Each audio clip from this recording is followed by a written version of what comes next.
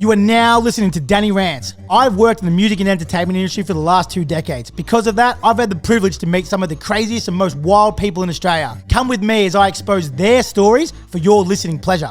It was already loaded, ready to shoot at whoever was driving. Where exactly were you shot? Right there. Hey guys, welcome back to dannyrants. Today I have a very special guest with a crazy story. We have Kev, who grew up around in the southeast. He's been around gang culture. He's a survivor of a shooting. And on top of that, now he's recovering and he's becoming, taking his life into a different direction. He's now a soccer coach. And I wanted to start the conversation today by saying, hey Kev, how are you? Good, mate, yourself? Thank you so much for coming down and chatting with me. I loved it. I know you've got a bit of an insane story and I really want to get into it because I think it's an awesome story of survival, firstly. But second to that, I guess something that most people wouldn't ever understand or even be able to comprehend. But before we get into that, I'd love to kind of wind it back and sort of talk about, you know, where you grew up and sort of your background. I know you were a musician at one point. I'd love to sort of dip into that and then we can go into the latter part afterwards. So where did you grow up? So I'm originally from the southeast suburbs. So I was born and raised in Endeavour Hills. Yep. I've had a lot of gang influence in the sense that, you know, a lot of the boys from Endeavour Hills, you know, we used to have Dan there. We used to always, and the only bus out of Endeavour Hills was to Dandenong, so we used to always go to the plaza. That was our thing. And so we got to witness a lot of things, you know what I mean? A lot of things happening back in the early 2000s and late 90s and whatnot. So a lot of things that happened back then. And that sort of, I guess that influenced a lot of the boys, you know what I mean? A lot of the boys went nuts and they just walked away or they moved out from their neighbourhood. And, you know what I mean, other boys took on addictions and whatnot. But, you know what I mean, it was a hard influence, but it either made you strong or weak. You know, Yeah, of course, yeah. That's what I believe. And Dandenong is one of the most famous, notorious areas in Melbourne, I reckon. It's got to be up there, Broadmeadows, Sunshine, Dandy. Yeah. Yes. So when did you go to school around there? No, I was lucky enough that my parents had a bit of, my mum worked hard to send me to a private school. Yep. So I was lucky, I was fortunate with that. So she tried to pull me away from all that. Yep. But I was just a stubborn teenager that just kept going through it. Kept jumping into it and kept getting exposed and influenced by what I was seeing. So where were those guys? How did you meet those guys? Were they like cousins and stuff or like just friends from the area? Just friends from first started friends from the area. And then going, like, catching the bus and just going to Dandenong Station and seeing, like, the Crip gang just hanging around the station and things like that. You know what I mean? You're exposed to it. Yeah. It was there every day, so... And what kind of stuff were those guys getting up to back then? Oh, they were petty stuff. Yeah. All petty. You know what I mean? Like, they'll just robbing people, asking people for change. You know what I mean? Just the petty stuff you see things happening in the stations, you know what I mean? Yeah, of course, yeah. And sometimes you have to stand up for yourself because these blokes are drunk or whatever influence or they're under. And you have to stand up for yourself. You know Yeah, what I mean? for sure. And at the age of like 14, 15, I had to learn how to stand up for myself. Yeah. You know what I mean? So it is what it is. Yeah, it's one of those things, hey, like I always say, like one of my favourite quotes is when I talk about Dandenong is that even the nerds know how to punch the shit out of people. Yeah, man. That's just how it is. You know what I mean? Like you have to learn. You know, it was a tough life. Yeah, for sure. And so then you went into music. I went to music. That was like my escape at an early age. So I started writing when I was 15, 16. Like when I was writing, I was just writing whatever. Yeah. You know, but it was like, because I was listening to Tupac, Biggie Smalls, you know what I mean, The Game, 50 Cent at that time. So those were my influences, you know, hearing them talking about gang culture, and it wanted me to write about it. Getcha. And get involved in it all. Yeah, exactly. I wanted to start writing about my experiences and what I was dealing with, and that's what got me into rap. And over the years, I just perfected the art. And, yeah. You know what I mean? So when I linked up with producers and people higher up in the game, it was just like, I've been doing it for so many years, it's just, I just know it just at the back of my head. Do you feel as though, and I guess this is like a bit of a hot contention, but do you feel as though the lyrics and the meaning and the gang sort of stuff that was in those American rappers is what sort of attracted you to sort of that lifestyle and like hanging around with Dandenong and whatnot? Yeah, essentially I'd say so, yeah. Yeah. Because music did influence us a lot, you know what I mean? Yeah, definitely. And so when you were sort of starting to write, was Aussie music as big as it is now, or was it just... No, it wasn't. Like, I'm proud of how far Aussie Hip Hop has come. You know what I mean? Like, I've been listening to it since I was living back in New South Wales. I started listening to like artists like Chilling and Husky and whatnot. And I was like really, really inspired by what they were doing. Yeah. You know what I mean? And you know what I mean? And good on them because we needed that. Aussie Hip Hop needed that, you know what I mean? Yeah, I mean, we don't need this Americanized culture because for so many years we've been battling guys, like a lot of Aussie guys are battling guys like me because we like the Americanized guys. Yeah, I get you. You know Yeah. what I mean? The Aussies had their flow and we had our Americanized flow and whatever. So there was that battle between us. But like now it's like we sort of come together and like we've created our own style and I love that. Yeah, it's awesome, isn't it? Yeah. Yeah, and that's like 2018 onwards, it sort of blew up. And then now, before you were writing, before your, I guess, incident, I'm not going to call it an accident because it wasn't an accident, were you sort of starting to write more of that Aussie style stuff? No, I wasn't even into Aussie. See, like the producer, I mean, so our good friend. A friend of ours, mutual friend? Yeah, mutual friend of old ours. Slothy? Yeah. Yeah. So he was into the trap scene. So I was digging into that scene at the time where Future was sort of kicking off, Metro Boomin was kicking off. Yeah. You know what I mean? So I was digging into that. I was in that era. Yeah, okay, so cool. just before the drill era. Yeah. I was in it, yeah. And you're working with other guys in Melbourne and whatnot. Yeah. I was enjoying it mainly. I was enjoying the experience. Yeah. It's good times and fun, right? Yeah, because I thought, you know, I mean, in the back of my mind, I thought, oh, you know what, I can actually take this seriously. Something I've been doing for so many years, something I've perfected for so many years, I could actually take this seriously.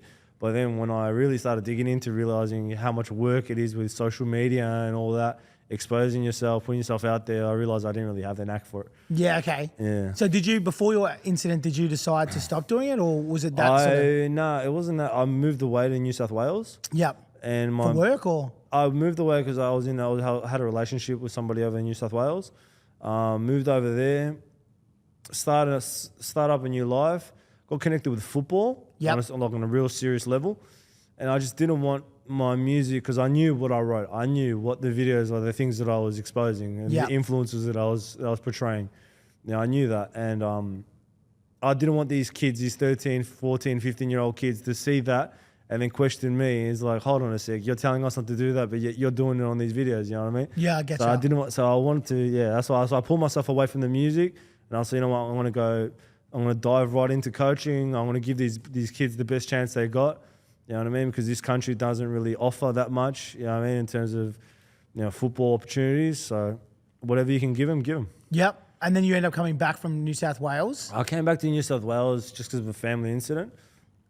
You know what I mean? One of my family members was going through a really hard time.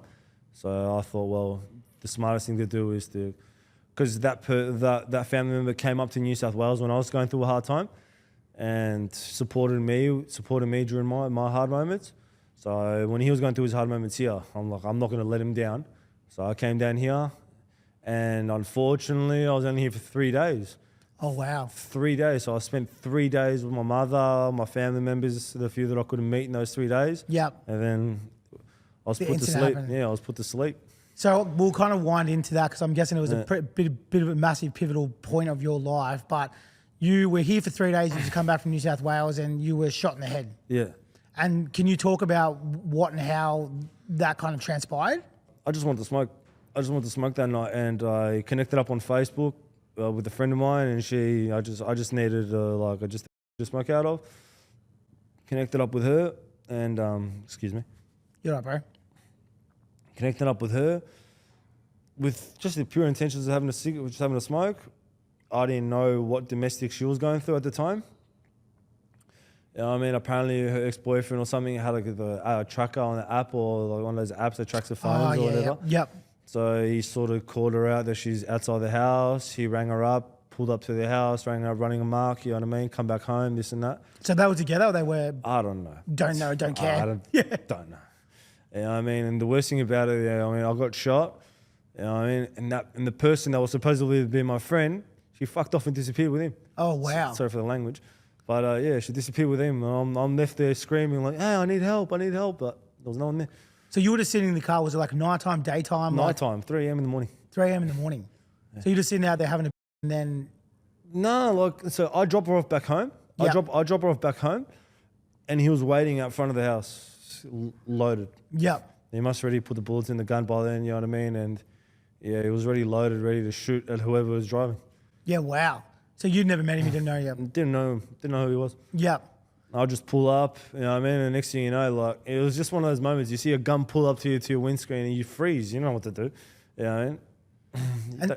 And you had no idea or expectation that No, anything like this was going to happen or was I going didn't on. like the last thing I thought. Last thing you'd expect, you know what I mean? If someone's going through a domestic, the bloke's going to try and shoot you. Yeah, you know what I mean? 100%, yeah. You know what I mean? Maybe you throw a punch. You know what I mean? Like, all right, fair enough. You might throw a punch or something, but to try and shoot you is just a bit.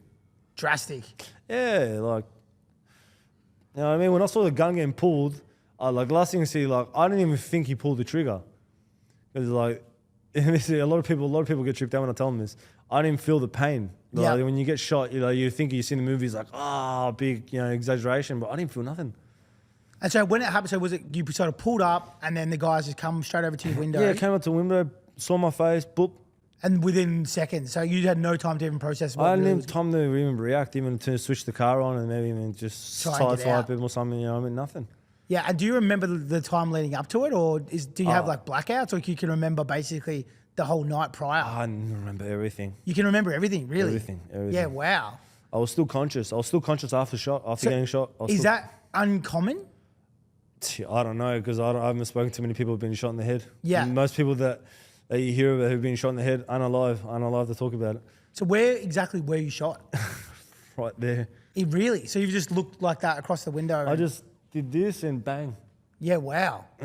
So you can remember the whole entire process. Everything seems normal. You obviously knew there was a little bit of shit going on. I noticed that my body was stuffed because I was on the phone to the ambos.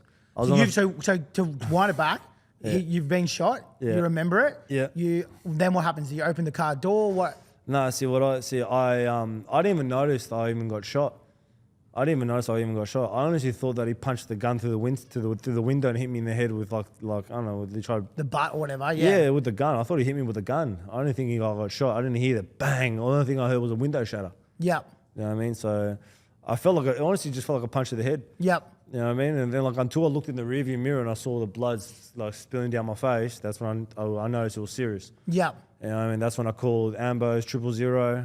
The best I could was wiping all the blood off my phone, trying to call 000. And What'd you say to him? What did you say to 000? I've just been shot in the head.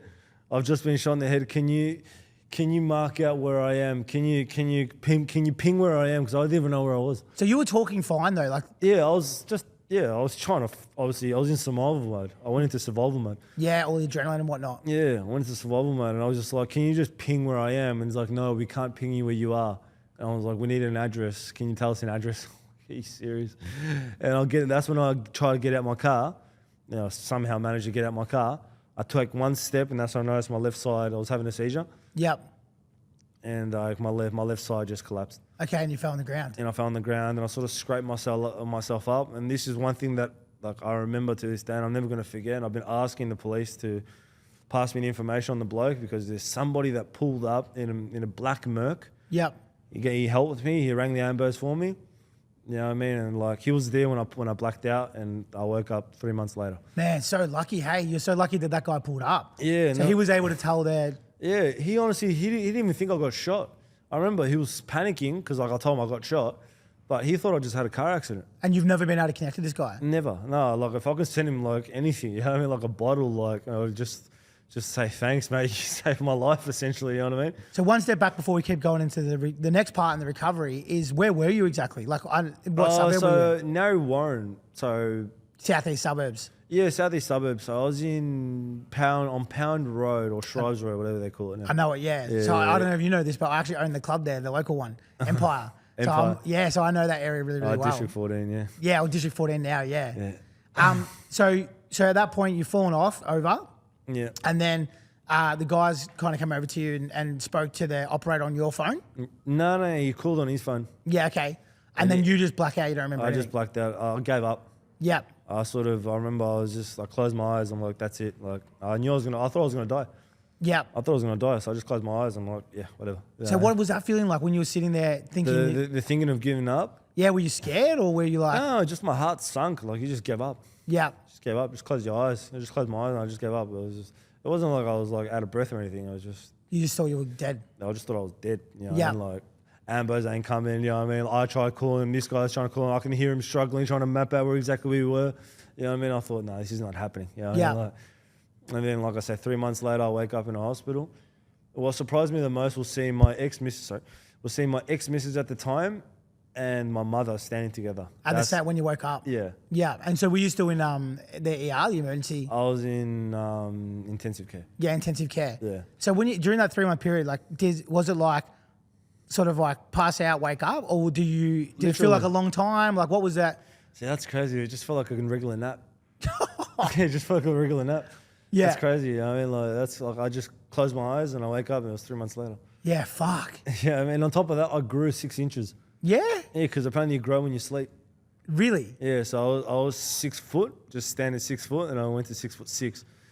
So that is insane. Yeah. So because you were in a coma, you actually grew. How old were you at the time? I always get confused with this. I think I was like 26. Which you don't really grow, right?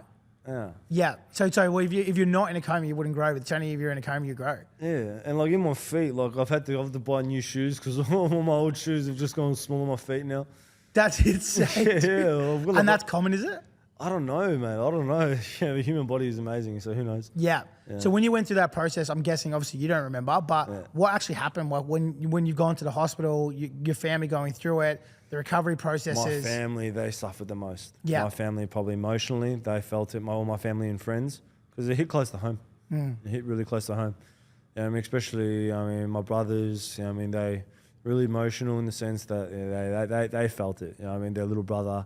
Having experienced that. Yeah. My mum has been a rock. She's been a soldier by my side.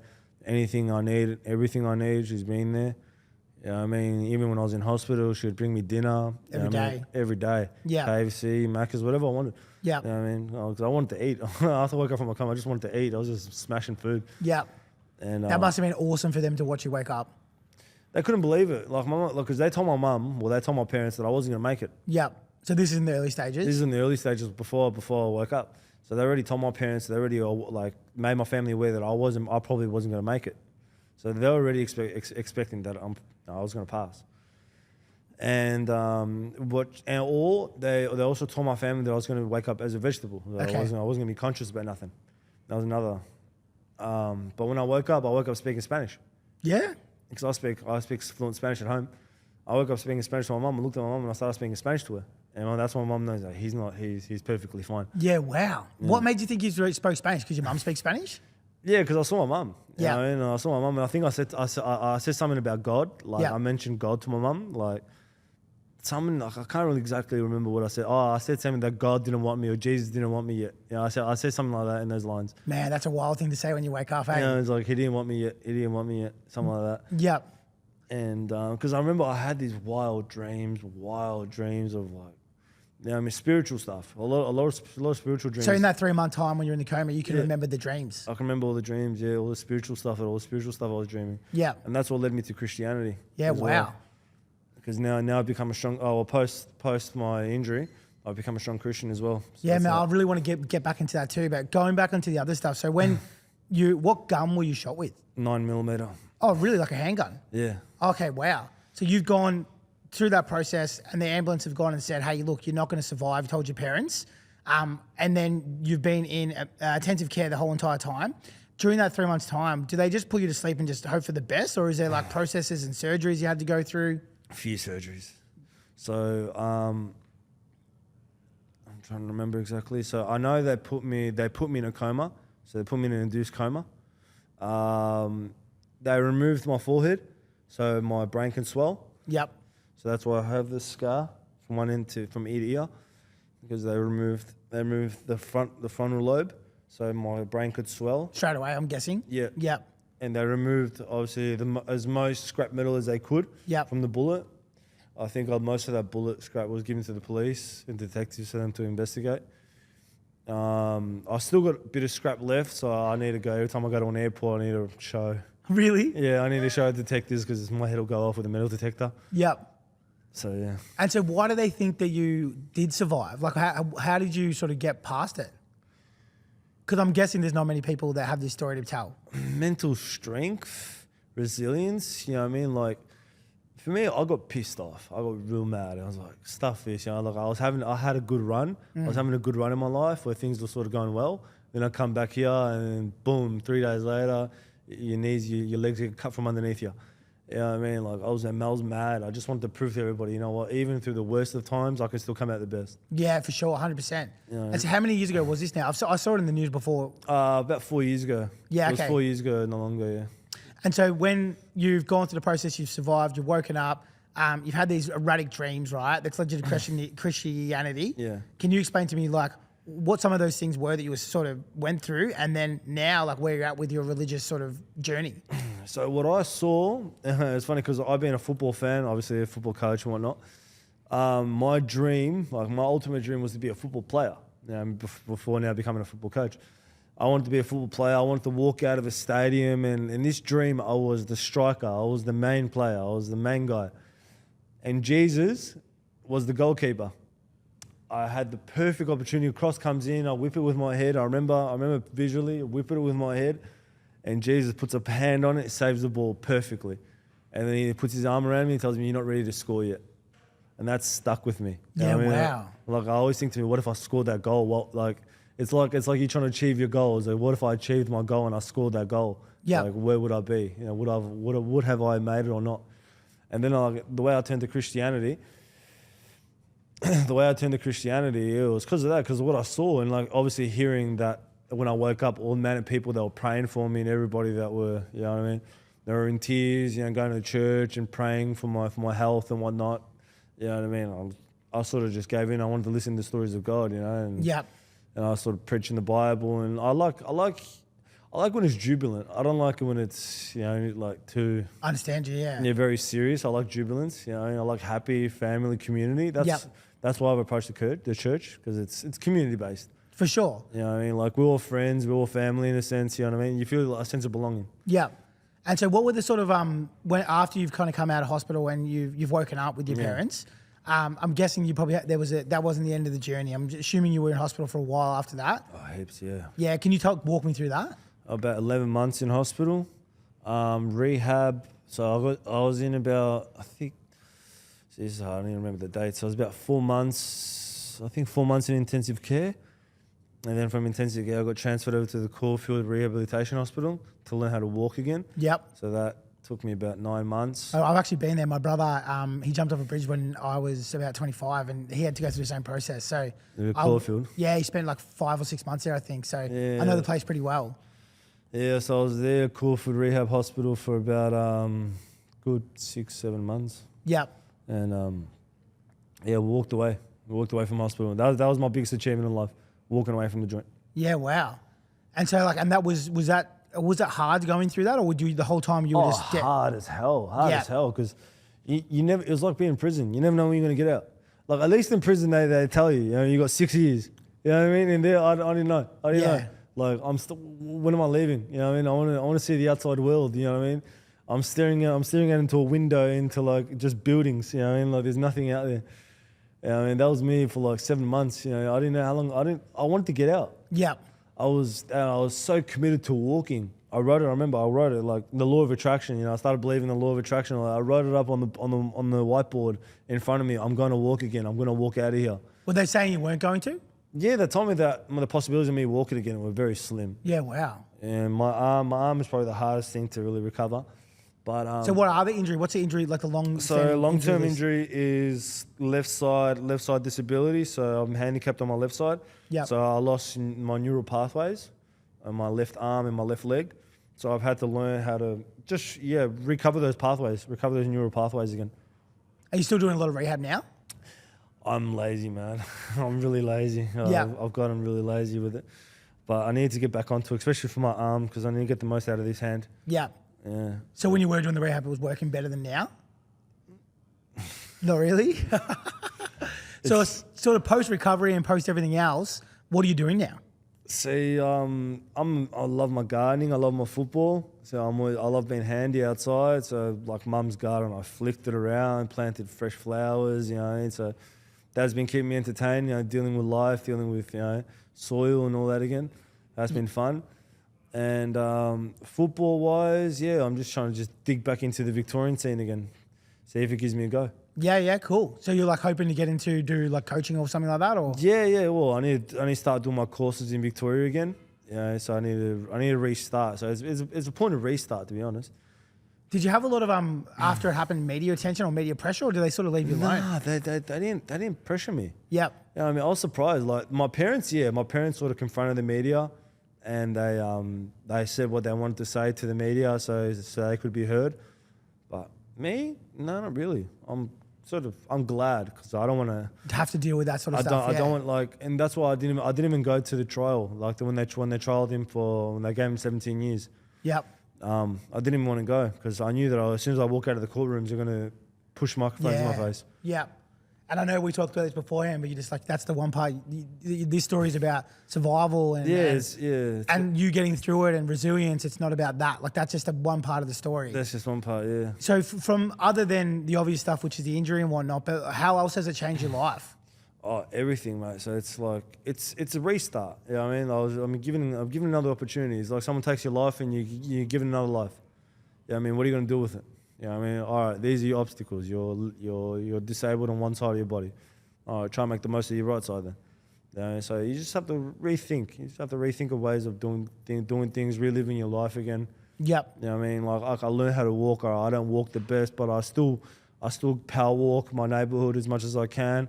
Do the most you can, you know. Like I can't go to the gym like most athletes can, but if I can do basic exercises, I'm happy. Yep. You know what I mean?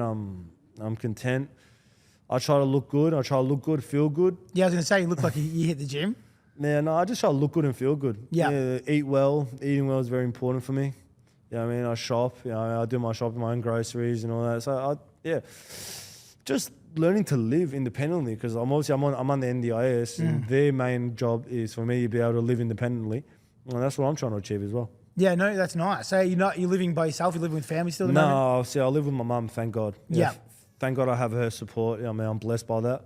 I'm blessed that I have family around me and constantly. You know, I mean, anything that I need, they're just Supporting you. yeah, anything. You know, Yeah. Even now, my football, I've been given a gracious opportunity, like through a family member. So take full advantage of that. Yeah, what is that one? What's that opportunity? MPL gig as a fitness trainer. Yeah, cool, awesome. Yeah, be a part of a staff. Yeah. And so the other one too is like obviously having that second chance of life, literally. Yeah. Like how has that changed your sort of perspective or outlook on life? Like, oh, so much. Now when you're given a second chance, YOLO for everything. YOLO for everything. You only live once. I say to everybody, you only live once. You want to go to Thailand, you want to go make the most of it, do it. yeah. You know what I mean? Do it. You know what I mean? I've got lots of mates I'm trying to help to break out of addictions, for example. Yeah. And then what I always tell them, like, don't spend money on that crap. You know what I mean? You're just blowing it down the toilet or down the drain. And whereas you can take that same money, go on a holiday, have a mad trip, you know, enjoying life. Yeah, 100%. You know what I mean? Like, that's what I tell them. I'm trying to change people's perspective because of the way I lived it, you know what I mean? Yeah. Even with my exes, you know what I mean? I had a partner. At the time. At the time when I got shot, and she left me sort of while I was recovering. Yeah. You know what I mean? So, and that changed my perspective as well. I was like, well, I started to value myself more. After a long time, I was like, you know what? I'm actually worth more than what I thought I was. Yeah. You know what I mean? It took me a while to realize that. And so is there, other than the physical stuff, like is there emotional issues that you have with it, or you sort of, because you seem pretty positive to me as I sit here with you? I'm medicated. I'm heavily medicated. You know what I mean? So I've dealt with seizures. Yep. Those have been the worst experiences I've had. So after Caulfield, I've dealt with seizures. I'm on medication for everything, mood medication, antidepressants, epilums and all that. So that just keeps me stabilised. Yep. You know what I mean? I try to stay happy by doing activities, going out, even coming out to here to Richmond. You know what I mean? Coming out to the studio. Yeah. That's something positive for me. Yeah. It's something out of the box, so to say. Exactly. Yeah. It's positive. So like when I do anything positive, it keeps me happy. It keeps me energetic. And when you reflect back on it, does it bring any anxieties or anything like that, or is it you want people to know the story because there's not much point like reflecting and feeling bad for it, and it's happened. You know what I mean? Like. I love that, man. You know, it's happened. It's done. You know what I mean? Like, if I keep reflecting back on it and I keep suffering because of what happened, I'm never going to go forward. And that's the way I think about it. I'm never going to go forward. You know what I mean? The only way I can go forward if I just pull myself out of it and, you know what, say, done it, I've dealt with it and just move on. I love it, man, because I'm the same. So I went through stuff when I was growing up, and I'm always people like, how'd you get through it? And I'm like, I just look forward, not backwards. Yeah, like if anything, those bad things now, all they do is give me better experience to help people who are going through the same shit. If that makes Yeah. sense. So, do you have a good community sort of surrounding you there? Yeah, see, like my church community is amazing. I mean, every Sunday when we go to church, we always have lunch at the end of the service. So that's beautiful. I love that. I love how everybody comes together. You know what I mean? Like the old ladies, everybody saying hello to each other, everyone's greeting each other. It's a beautiful environment. You know what I mean? Community, like even my local community in Devi Hills, like my milk bar, the coffee shops, you know what I mean? Like I know everybody. Everybody knows Big Kev. Yeah. Everyone knows Big Kev. Even my butchers, everybody knows me. And when they go and see me, everyone waves at me. So it's a good environment. I like that. You know what I mean? I'm very friendly. That's something about me. I'm very friendly, really outgoing. I'm always the type of person that'll come up to you, I'll give you a hand or say hello to you, you know. And I think a lot of people have seen that in the neighbourhood recently in these past 4 years that I've been back. And they've really appreciated me more than what they used to. Got around you, yeah. So would you go back to music, you think, or is that part of your life over? See, this is something that a lot of people find it hard to believe. I built a process on how I used to write music. I remember when I was in New South Wales, before I came down here, I was prepared. It was so much material. So I can sit down with the sloth and just go through it all. You know what I mean? But then I woke up from my coma and I completely forgot how to do everything. Yeah, wow, okay. Yeah, I was trying to write because I thought maybe I might have some material that I can spit. But then I forgot the process because I used to break down the bars. I used to have a way I used to break down the bars. Yeah. And I forgot how I did it. So what are the changes? Is there other changes that you could see from previous to post? I forgot my music ability. A lot happier. Yeah, really? A lot happier now, funny enough, you know what I mean? Because before, I used to take a lot of things for granted. You know, and now, nah. You know, you give me a plate of mad steak, even outside, I was just having a mad brekkie. Mate, I love it. Yeah, it's awesome. You know what I mean? These are just moments, little moments that I just this is mad. You know? Yeah, because you almost had them taken away, right? Exactly, yeah, because you almost had your life taken away from you, you know what I mean? Those little things, you live it up, you know what I mean? You can't take the small away from me. You can't take it away from me. So is there any advice for people out there that are sort of are struggling or have gone through stuff or had to go through recovery or have traumatic events or whatever that you could give for someone that has gone through something so traumatic in a sense? Don't make sure that it doesn't make you vulnerable. Find the inner strength so it can make you stronger. Yep. I love that, man. Yeah. So you turn the good into the bad. Yeah, exactly. Don't make it vulnerable. Don't allow the situation to make you vulnerable. Allow it to make you stronger. I love that, man. Yeah. So what's next for Big Kev? Where you going? I'm going to get me licenses, and my dream job and my dream position is the Aussie Brews, mate, because I want to go to the Olympics for the Australian squad. Yeah? I'm Aussie through and through, even though my background is South American and whatnot. You know, I mean, you ask me who I am, where I was born, I'm Australian, mate. You know, when Australia played Argentina, I'll put an Australian shirt that day. You know, I mean, yeah, so my dream is to take the Aussie boys to the Olympics and hopefully win something. Yeah, wow, man. I really hope to see that happen, hey? Yeah. So you're just trying to make the steps forward. And what are those steps? Like your... Personal steps, I'd probably say on a personal factor, I'd love to settle down, have a family and whatnot, you know, have beautiful kids, you know, healthy kids. You know, I mean, that would probably, on a personal level, that's what I would want. Yep. You know what I mean? Because I like to seem healthy. Obviously, me not being healthy, me suffering what I had to suffer. I want to give the best to my children, so they don't have to go through what I went through. Yeah, for sure, 100%. Yeah. So. Yeah, I love it, man. So I would like to say thank you so much for coming down today, Big Kev. Thank Your story is an absolute inspiration. Firstly, before we shake hands, I want to say thank you to my sponsors. Yep. So they're called WP Shots, which is maybe a little bit out of touch right now, considering the conversation today. But they're Australia's #1 party shots, and they're the ones who have put this on today. Without them, this wouldn't happen. We wouldn't be able to tell your crazy stories of resilience and just the amazing things you've just gone through and what you've just told us and how you got through them. So I wanted to thank them, and I wanted to thank you for coming down and sharing this story, because no doubt it's not the easiest thing to sit down and have a convo about. And I appreciate you coming down and sort of telling us everything, because, man, fuck, what a story. Thank you so much, boss. Thanks, Big Kev. You're a legend, dude. Thank you, Danny.